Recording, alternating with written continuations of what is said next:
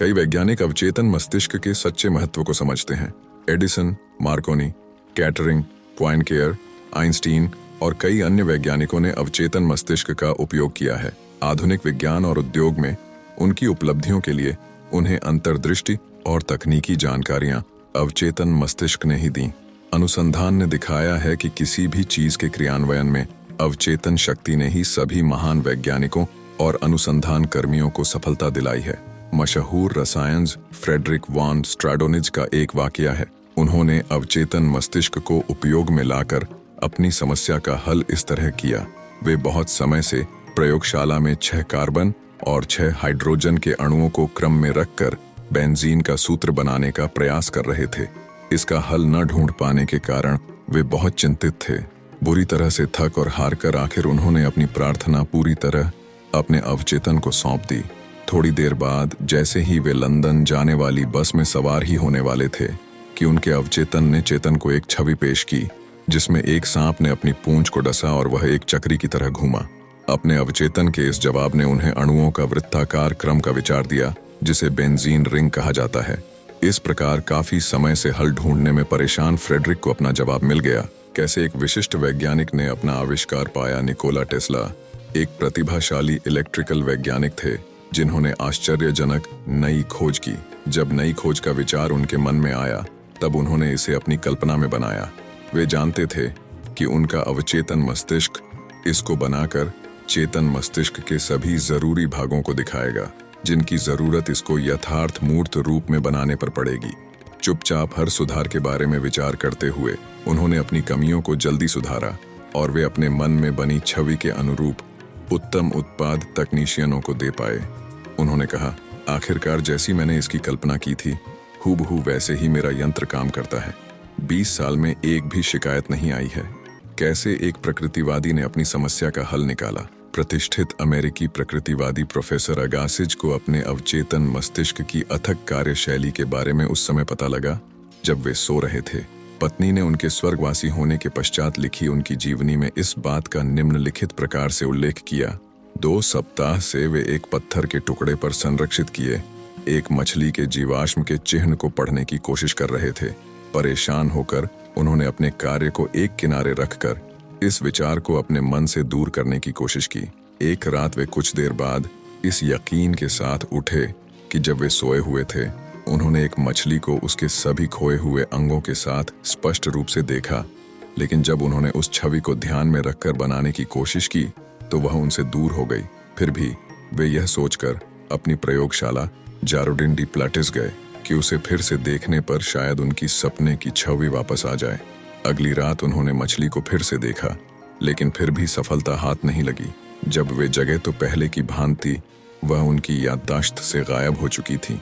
इस आशा में कि वैसा ही अनुभव फिर से हो सकता है, तीसरी रात उन्होंने सोने से पहले एक पेंसिल और कागज अपने बगल में रखा। जैसा कि सोचा था, सुबह के समय उनके स्वप्न में मछली फिर से दिखाई। पहले धुंधली फिर आखिर में एकदम स्पष्ट जिससे उसके लक्षणों पर कोई शक नहीं रहा। फिर भी अर्ध स्वप्नावस्था में उन्होंने उस काली रात्रि में भी अपने सिरहाने रखे पेपर पर उसके लक्षणों को रेखांकित किया। सुबह उन्हें अपनी रात में बनाई आकृति को देखकर आश्चर्य हुआ। उन्हें यकीन नहीं था कि उस जीवाश्म में ऐसे लक्षण इतने स्पष्ट रूप में होंगे। वे जल्दी जल्दी जार्डिन डे प्लाटिस गए जहां उनके द्वारा रेखांकित चित्र उनका मार्गदर्शन कर रहा था और वे उस पत्थर की सतह को हटाने में कामयाब रहे जिसके नीचे मछली का हिस्सा दबा हुआ था। जब उसे पूरी तरह से उघाड़ा गया तब वह पूर्ण रूप से उनके सपने में देखी गई उनकी ड्राइंग के अनुरूप था। इस प्रकार वे इसे आसानी से वर्गीकृत कर सके। एक निपुण चिकित्सक ने मधुमेह की समस्या को सुलझाया। कुछ वर्ष पूर्व मुझे एक पत्रिका में लेख मिला जिसमें इंसुलिन की खोज के स्रोत का वर्णन था। उसे याद किया तो उस लेख का सार इस प्रकार था। करीब 40 अथवा इससे कुछ वर्ष पहले डॉक्टर फ्रेडरिक बेटिंग, जो कनाडा के उत्कृष्ट चिकित्सक और सर्जन थे, वे मधुमेह के भीषण प्रकोप पर अपना ध्यान केंद्रित कर रहे थे। उस समय चिकित्सा विज्ञान में इस बीमारी को असरदार तरीके से रोकने का कोई विकल्प नहीं था।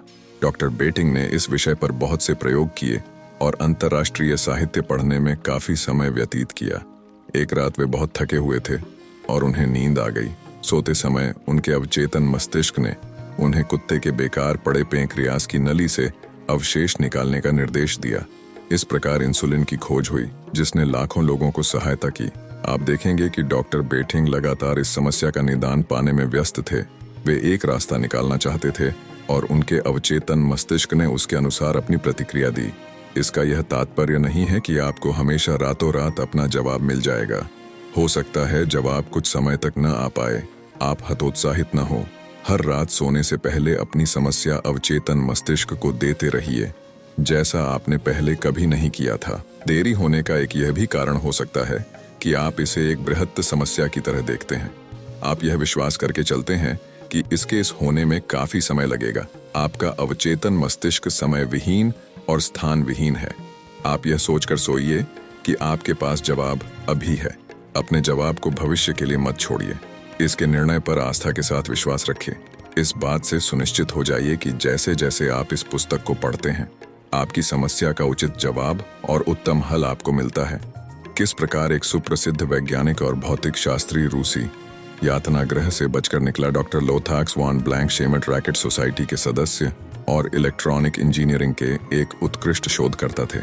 उन्होंने संक्षिप्त विवरण में बताया कि किस प्रकार उन्होंने अपने अवचेतन मस्तिष्क के द्वारा कोयला खदान के रूसी जेल के कैंप में निर्दयी गार्डों द्वारा अपनी मृत्यु होने से स्वयं को बचाया।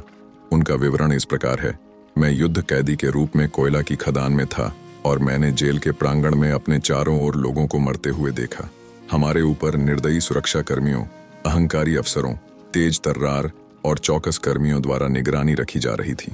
एक छोटे से चिकित्सीय परीक्षण के उपरांत हर व्यक्ति को कोयले को एक निश्चित मात्रा आवंटित की जाती थी। मेरा कोटा 300 पाउंड प्रतिदिन था। यदि कोई अपना निश्चित कोटा उठा नहीं पाता तो उसकी खुराक का एक हिस्सा कम कर दिया जाता था। कुछ ही समय पश्चात वह श्मशान घाट पर आराम कर रहा होता। मैंने अपना ध्यान इस कैंप से भागने पर केंद्रित करना शुरू किया। मुझे पता था कि मेरा अवचेतन मस्तिष्क कोई रास्ता निकाल लेगा। मेरा जर्मनी का घर नष्ट कर दिया गया था और मेरा परिवार साफ हो चुका था। मेरे सभी दोस्त और पूर्व साथी या तो युद्ध में मारे जा चुके थे या वे भी मेरी तरह किसी यातना गृह में थे। मैंने अपने अवचेतन मस्तिष्क से कहा, मैं लॉस एंजेल्स जाना चाहता हूँ और मुझे आप रास्ता दिखाओगे। मैंने लॉस एंजेल्स की तस्वीरें देखी थीं। मुझे कुछ रास्ते और इमारतें अच्छी तरह से याद थीं।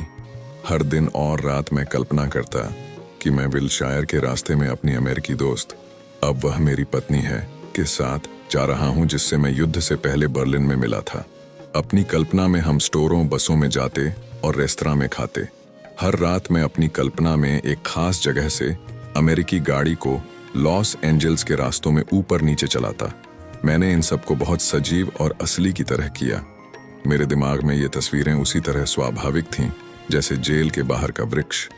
हर सुबह मुख्य सुरक्षा प्रहरी कैदियों को लाइन में खड़ा कर गिनता। उसने पुकारा 1, 2, 3 आदि, और जब 17 नंबर की पुकार लगी जो मेरा नंबर था तो मैं एक किनारे हो गया। इस बीच गार्ड को 1-2 मिनट के लिए बुलाया गया। जब वह वापस आया तब उसने गलती से मेरे बाद के कैदी को 17 की तरह गिना। जब शाम को कैदी वापस आए तब संख्या समान थी। उन्हें मेरी कमी महसूस नहीं हुई और जब तक पता चलता तब तक काफी समय हो चुका था और ढूंढने में काफी समय लगा। मैं बिना चिन्हित हुए कैंप से बाहर निकला और पूरे 24 घंटे बिना रुके चलता रहा। अगले दिन एक सुनसान जगह पर आराम किया। मैंने मछली और जंगली जानवरों को मारकर कुछ समय गुजारा किया। मुझे एक कोयले की ट्रेन पोलैंड को जाती हुई मिली और रात को उसमें बैठकर आखिर मैं पोलैंड पहुंच गया। अपने दोस्तों की सहायता से मैं स्विट्जरलैंड में ल्यूसरिन पहुंचा। एक शाम ल्यूसरिन के पैलेस होटल में मेरी एक अमेरिकी दंपति से बातचीत हुई। उस व्यक्ति ने मुझसे पूछा क्या मैं कैलिफोर्निया के सांता मोनिका में उसके घर में अतिथि की तरह रहना पसंद करूंगा। मैंने स्वीकार किया और जब मैं लॉस एंजेल्स पहुंचा तब मैंने देखा उसका ड्राइवर मुझे उसी विलशायर के उन रास्तों से ले गया जिसे मैं कई महीनों तक रूस की कोयले की खदान में कल्पना में इतना सजीव देखता था। मैंने उन इमारतों को अब वास्तव में देखा। मैंने अपने मन में देखा, उन इमारतों को पहचान लिया। वास्तव में ऐसा प्रतीत हुआ मानो मैं लॉस एंजेल्स में पहले आ चुका हूँ। मैंने अपना लक्ष्य पा लिया था। मैं कभी भी अवचेतन मस्तिष्क के चमत्कारों पर आश्चर्य करना नहीं छोड़ सकता। वास्तव में इसके पास ऐसे तरीके हैं जिनके बारे में हमें कोई ज्ञान नहीं है। कैसे पुरातत्व शास्त्री और जीवाश्म विज्ञानी प्राचीन दृश्यों को दोबारा बनाते हैं। यह वैज्ञानिक जानते हैं कि उनका अवचेतन मस्तिष्क जो कुछ अतीत में घटा है उसे याद रखता है। जब वे प्राचीन खंडहरों, ध्वंसावशेषों और जीवाश्म का अध्ययन कर रहे होते हैं तो कल्पना शक्ति के द्वारा उनका अवचेतन मस्तिष्क उनके प्राचीन दृश्यों को दोबारा बनाने, पुनर्निर्माण में सहायता करता है। एक बार पुनः मृत अतीत जीवंत और सुनने योग्य हो जाता है। इन प्राचीन मंदिरों और मिट्टी के बर्तनों, प्रतिमाओं, औजारों और इन प्राचीन काल के वर के बर्तनों को देखकर वैज्ञानिक हमें उनकी उम्र बताते हैं, जबकि उस समय कोई भाषा नहीं थी। बातचीत का माध्यम गुर्राकर, आहें लेकर और इशारों से होता था। उत्सुकता, एकाग्रता और अनुशासित कल्पना वैज्ञानिकों के अवचेतन मस्तिष्क की छुपी हुई शक्तियों को जगाती थीं, जिनसे वे प्राचीन मंदिरों की छत को आवरण पहनाते और उसके चारों ओर बाग, तालाब और झरने की कल्पना करते। जीवाश्मों में आंखों, नसों और मांसपेशियों का निर्माण करते, जिससे वे फिर से चल और बोल सकें। अतीत वर्तमान बन जाता और इससे हमें पता चलता है कि मन के अंदर कोई समय और स्थान नहीं है। अपनी अनुशासित, निर्यात्रित और निर्देशित कल्पना द्वारा आप किसी भी विज्ञानी और प्रेरित विचारक के साथों बन सकते हैं। अपने अवचेतन मस्तिष्क से किस प्रकार मार्गदर्शन प्राप्त करें? जब कभी आप किसी कार्य को कठिन निर्णय की संज्ञा देते हैं अथवा अपनों किसी समस्या का निदान नहीं देख पाते हैं, तब तत्काल उसके बारे में रचनात्मक ढंग से सोचना शुरू कर दीजिए। यदि आप डरे हुए और चिंताग्रस्त हैं, तो इसका तात्पर्य है कि वास्तव में आप सोच नहीं रहे हैं। एक सच्ची सोच में डर नहीं होता है, वह डर से उन्मुक्त होती है। यहाँ पर एक सरल सी तकनीक है जिसके द्वारा आप किसी विषय पर मार्गदर्शन पा सकते हैं। अपने मस्तिष्क को शांत कीजिए और शरीर को स्थिर कीजिए। अपने शरीर को शिथिल होने का आदेश दें। इसे आपका आदेश माना होगा। इसकी कोई अपनी इच्छा, प्रेरणा या पहल अथवा स्वचेतना वाली बुद्धिमत्ता नहीं होती। आपका शरीर एक भावनात्मक डिस्क है जो आपके विश्वास और चिन्हों को रिकॉर्ड करता है। अपने ध्यान को केंद्रित कीजिए। अपनी सोच को अपनी समस्या पर केंद्रित कीजिए। अपने अवचेतन मस्तिष्क द्वारा इसे हल करने की कोशिश कीजिए। यदि आपको अपनी समस्या का उत्कृष्ट उत्तर मिलता तो आपको कैसा अनुभव होता, वैसा ही अनुभव कीजिए। अपने मन को निश्चित होकर इस मनोदशा के साथ खेलने दीजिए। फिर सो जाइए। जब आप जागते हैं और आपको अपना जवाब नहीं मिलता है, तो स्वयं को किसी अन्य कार्य में व्यस्त रखें। हो सकता है यदि आप किसी अन्य में व्यस्त हों तो अचानक उसका हल आपके सामने उसी प्रकार आ जाए जैसे टोस्टर में से ब्रेड स्लाइस बाहर आती है। अपने अवचेतन मन से मार्गदर्शन पाने के लिए सरल तरीका सबसे सही तरीका होता है। यह एक उदाहरण है। एक बार मैंने एक पुश्तैनी बहुमूल्य अंगूठी खो दी। मैंने इसे सब जगह ढूंढा मगर मुझे यह कहीं नहीं मिली। रात्रि को मैंने अपने अवचेतन से उसी प्रकार कहा जैसा कि मैं किसी व्यक्ति को कहता। मैंने सोने से पहले उससे कहा, तुम्हें सब कुछ पता है। तुम्हें पता है कि अंगूठी कहाँ है और अब तुम मुझे बताओगे कि वह कहाँ है। सुबह मैं अचानक झटके से उठा। मेरे कान में शब्द बज रहे थे, रॉबर्ट से पूछो। रॉबर्ट, जो कि केवल 9 वर्ष का था, मुझे उससे यह पूछना अजीब सा लगा। फिर भी मैंने अपनी अंतरात्मा की आवाज सुनी और उसे पूछा। रॉबर्ट ने कहा, हाँ, जब मैं लड़कों के साथ आंगन में खेल रहा था तब यह मुझे वहां पड़ी मिली। मैंने उठाकर इसे मेज पर रख दिया। क्योंकि मेरी नजर में इसका कुछ मूल्य नहीं था, इसलिए मैंने इसके बारे में कुछ नहीं कहा। यदि आप अपने अवचेतन मस्तिष्क पर विश्वास करें तो यह हमेशा जवाब देता है। अवचेतन मस्तिष्क ने पिता की वसीयत दिखाई। मेरी कक्षा में आने वाले एक युवक के पिता की मृत्यु हो गई थी और ऐसा लगता था कि उन्होंने कोई वसीयत नहीं छोड़ी थी।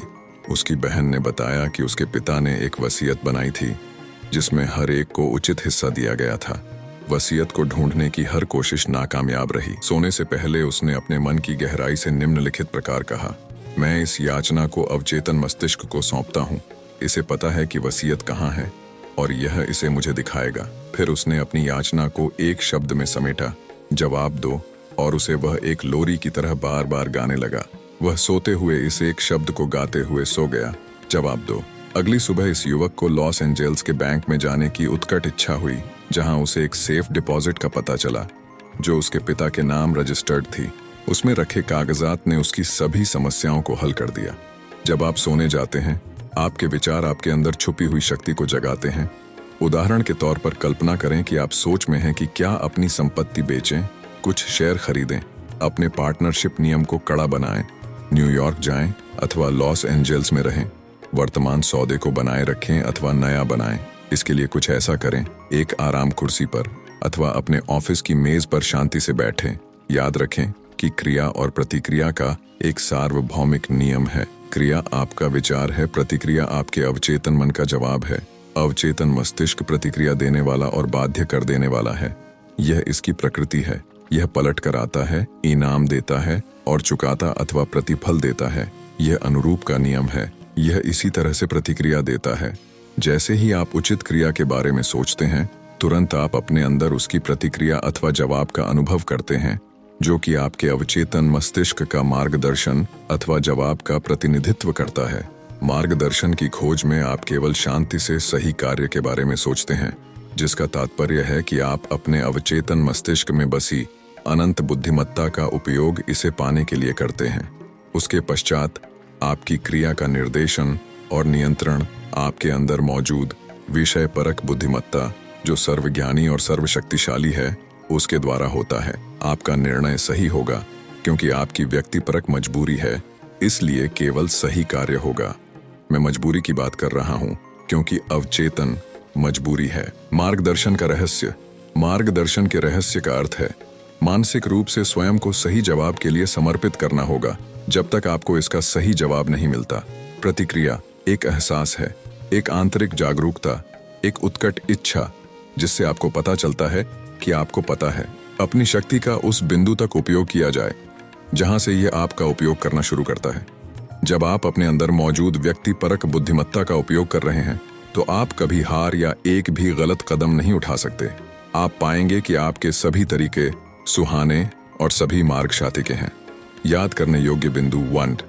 याद रखें कि सभी महान वैज्ञानिकों की सफलता और उनकी अद्भुत उपलब्धियों का चुनाव अवचेतन मस्तिष्क द्वारा किया गया है। 2 किसी भी जटिल समस्या के हल में अपनी सचेत उपस्थिति और समर्पण देने से आपका अवचेतन मस्तिष्क सभी सूचनाएं एकत्रित करता है। 3 यदि आप किसी समस्या के हल के बारे में चिंतित हैं, तो इसे निष्पक्ष ढंग से हल करें।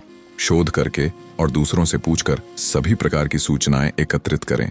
यदि कोई जवाब नहीं मिलता, तो इसे अपने अवचेतन मस्तिष्क को सोने से पहले हस्तांतरित कर दें, तब जवाब जरूर आएगा। यह तरीका कभी असफल नहीं होता। 4 आपको जवाब रातों रात नहीं मिल जाते। अपने अवचेतन को अपनी याचिका बार बार देते रहिए जब तक कि प्रकाश ना हो जाए और अंधेरा विलीन ना हो जाए। 5 आप जवाब के देरी से मिलने के लिए जिम्मेदार हैं, इस सोच के साथ कि इसमें देर लगेगी अथवा इसमें कुछ बड़ी समस्या है। आपके अवचेतन के पास कोई समस्या नहीं है, इसके पास केवल जवाब है। 6 इस बात का विश्वास करें कि अब आपके पास जवाब है। जवाब पाने की खुशी का आनंद लें, जैसे आपको वाकई उत्कृष्ट जवाब मिल गया हो। आपका अवचेतन आपकी भावनाओं पर आपकी प्रतिक्रिया देगा। 7 कोई भी मानसिक छवि जिसके पीछे विश्वास और दृढ़ता हो, वह आपके अवचेतन की अद्भुत कार्यशैली पर खरा उतरेगा। इस पर विश्वास रखिए। इसकी शक्ति पर विश्वास रखेंगे तो प्रार्थना जरूर चमत्कार लाएगी। 8 आपका अवचेतन मस्तिष्क यादों का भंडार है और आपके अवचेतन मन के अंदर आपके बचपन से लेकर सभी अनुभव दर्ज हैं। 9 वैज्ञानिक जो प्राचीन लिखावटों, मंदिरों, अवशेषों इत्यादि पर अपना ध्यान केंद्रित कर रहे हैं, वे अतीत के दृश्यों का पुनर्निर्माण कर सकते हैं। उनका अवचेतन मस्तिष्क उनकी मदद करता है। 10 सोने से पहले अपने जवाब की याचना अपने अवचेतन को दें। इस पर विश्वास रखें, आपको जवाब मिलेगा।